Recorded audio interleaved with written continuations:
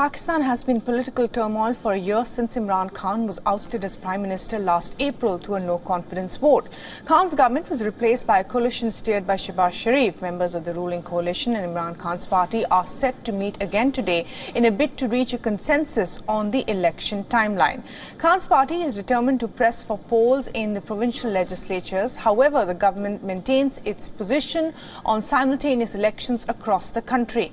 Amid the impasse over the polls in Punjab and Khyber Pakhtunkhwa, the Pakistan Muslim League Nawaz chief organizer Maryam Nawaz has asserted that the Supreme Court will have to accept the Parliament's decision, especially since Shehbaz Sharif has won the recent vote of confidence as a show of strength. Meanwhile, Imran Khan will be present in the Lahore court today. The former Prime Minister wants that 121 FIRs filed against him be clubbed and put together. Khan's party, the Pakistan Tehreek-e-Insaf, says the government is misusing the legal system to prevent him from running for the elections. And Pakistan Supreme Court is also looking into pleas against a bill trimming the Chief Justice's powers. While initially passed by both houses of Parliament, the bill was sent back to the President for being beyond the Parliament's scope. Later, it was adopted at a joint session of Parliament with some amendments. A recent ruling by an 8-member court bench put the law's implementation on hold, stating that it shall not take effect in any manner.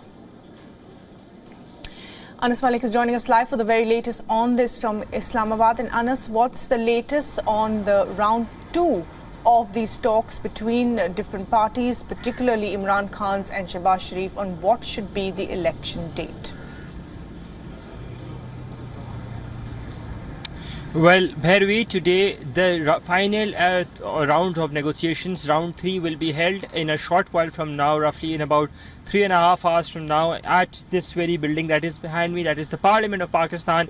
That is where the negotiations will be held. This building that you see behind me, which dons the Pakistani flag as well, this is where the negotiations between the government and the opposition will be held on a single point agenda, that is with regards to giving the date of elections. Now, PTI insists that the date of elections should be given before the 14th of May, and it should be the assemblies should be dissolved before the presentation of the budget.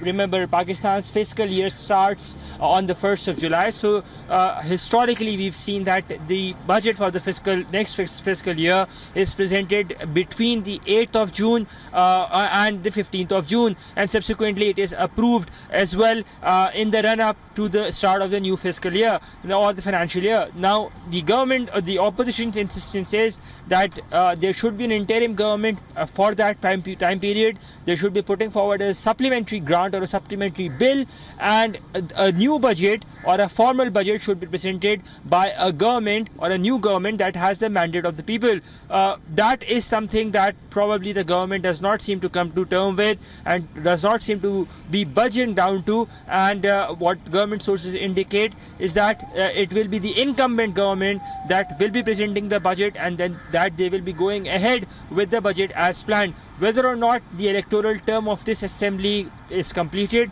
that's the bigger question. Remember, Pakistan's current electoral term completes on the 12th of August, and subsequently the assemblies are due to be dissolved on the 13th of August. Bhairavi?